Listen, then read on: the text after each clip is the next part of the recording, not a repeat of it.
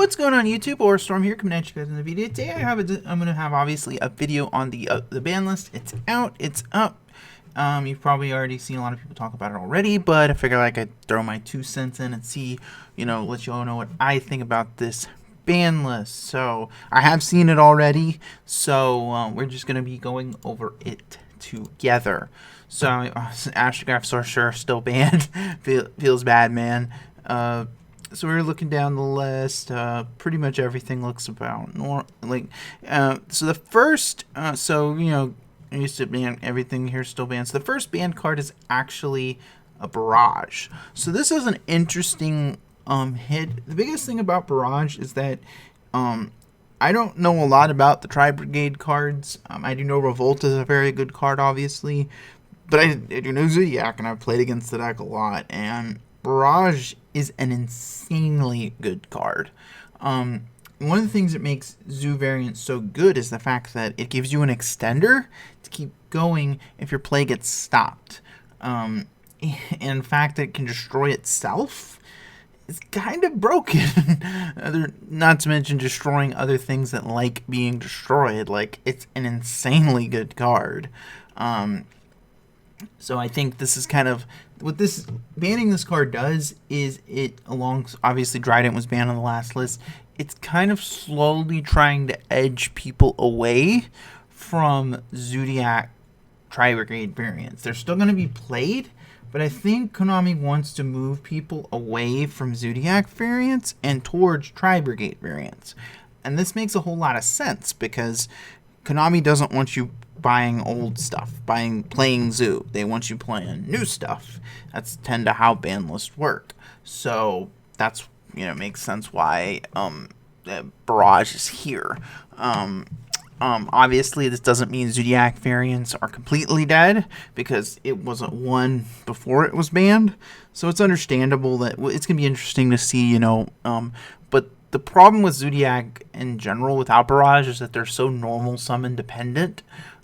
So it could entirely end their turn possibly if you, for example, they activate Thoroughblade's effect and you Ghost Ogre it, for example. That could potentially end their entire turn. So it's something to think about. It is the only banned card. There's nothing else banned, which means, as you probably guessed it, Dragoon is not on here. So it's kind of interesting, but we'll get more to that when we get towards the end of the video. So Eva is now at 1. This is another kind of light slap on the wrist for Drytron. I don't think it drastically changes Drytron that much because I'm not, super knowledgeable on the deck, but I know that you really, abusing it multiple times in a duel is obviously very powerful. And there's not a lot. You could straight up ban it. I think that would have been the correct thing to do. But this is kind of like, I feel like this is kind of a half measure to see they're getting the consistency, but they're not really getting rid of the problem. So, because you can still dump it with Beatrice in the opponent's turn, which is honestly one of the bigger problems. But even if Beatrice was not in the picture, you could still tribute Diviner of the Herald and summon it out of the deck without effect. So it's like, it's still really, really, really easy to access, even at 1.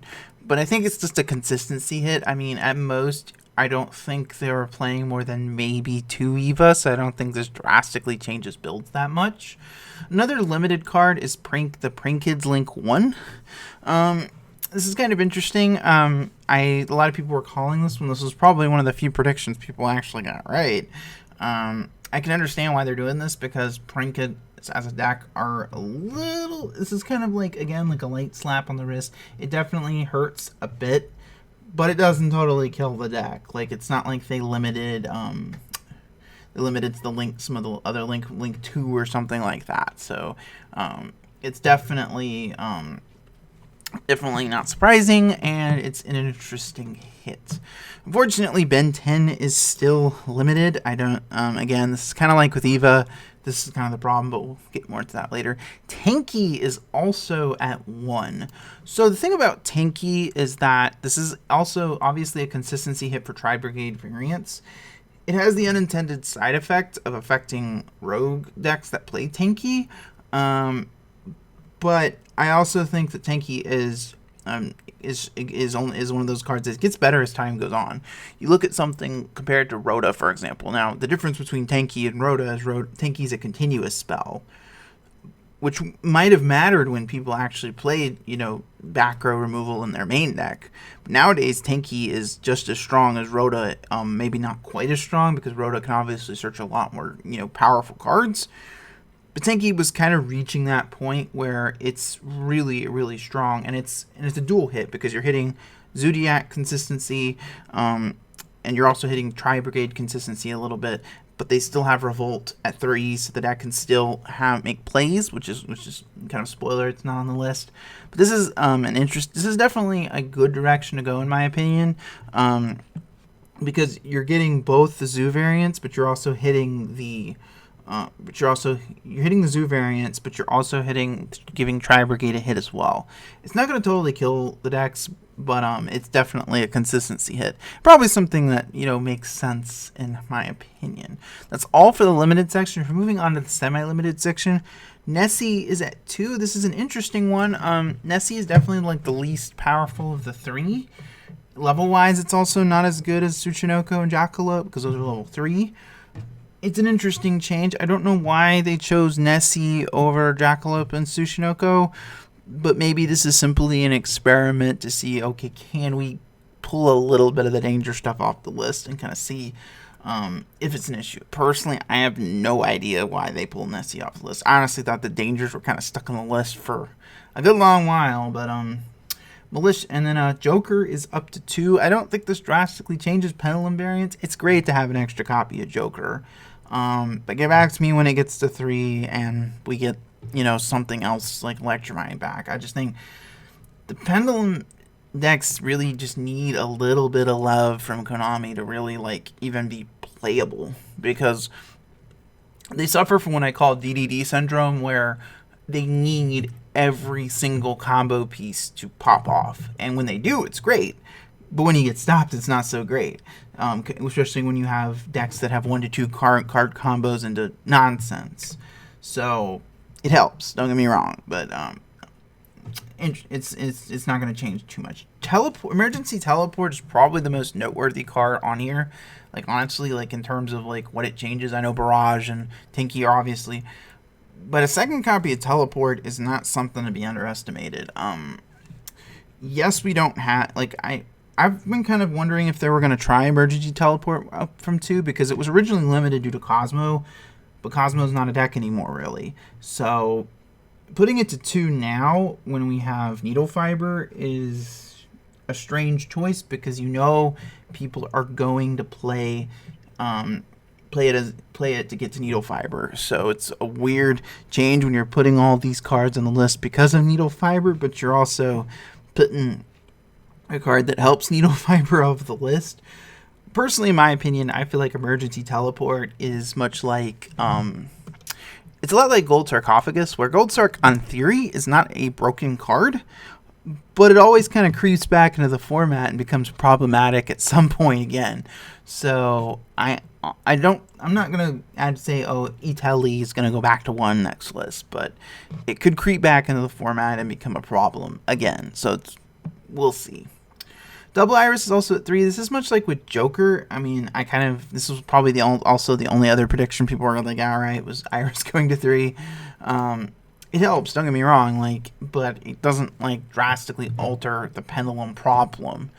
But it's great to have it back. I love Double Iris, so it's great to kind of have all the cosplay magicians kind of back in place, which is nice, and where they're supposed to be, which is nice. So to summarize this list, obviously there is no Dragoon hit on this list. This was the one thing that everyone was kind of complaining about.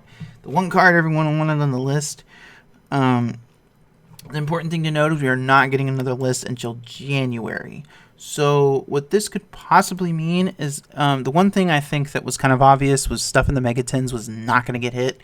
Dear Servant, anything that was going to get reprinted in the tins was safe from this list. So, but the other thing is Dragoon. A lot of people expected Dragoon to be hit because the new Destiny Hero Fusion is coming out, and Konami would theoretically want people to move over to that. but I'm not complaining. I mean, it'd be nice. It's nice to have options for sure. But Tri-Brigade Zoo variants definitely took a hit, but I don't think they're dead. Revolt is still a really, really strong card, and the fact that they can load up, they can just what makes them so strong, it is basically like Revolt kind of reminds me a little bit of Gear, where you think you'd clear their field, and then they'd flip Gear on the end phase, or in the Mermails back in the day was Abysphere, and then they do the whole thing they just did on the following turn. And that's what makes Tri-Brigade so strong, as the Revolt, the fact that they can flip it up, do their whole thing all over again on the following turn, and that's still going to be a thing. And, you know, it's just going to be a bit more fragile, obviously, with tank, and a lot less consistent without Barrage and tanky, but it's still going to be playable, which I think, in general, is kind of the way I like to approach. I don't like to totally kill decks. I like to keep them, I prefer Konami to kind of keep them relatively playable, and that was accomplished with this list. Obviously, some of the others, the EVA doesn't really change the dry, going to 1 doesn't really drastically change the dry Tron strategy.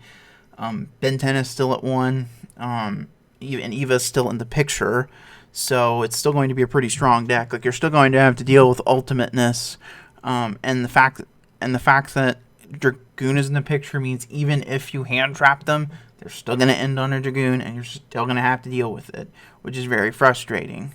So definitely, like, I'm not saying it's a fantastic list. It's kind of what I expected. I didn't want a lot of changes. I didn't expect a lot of changes.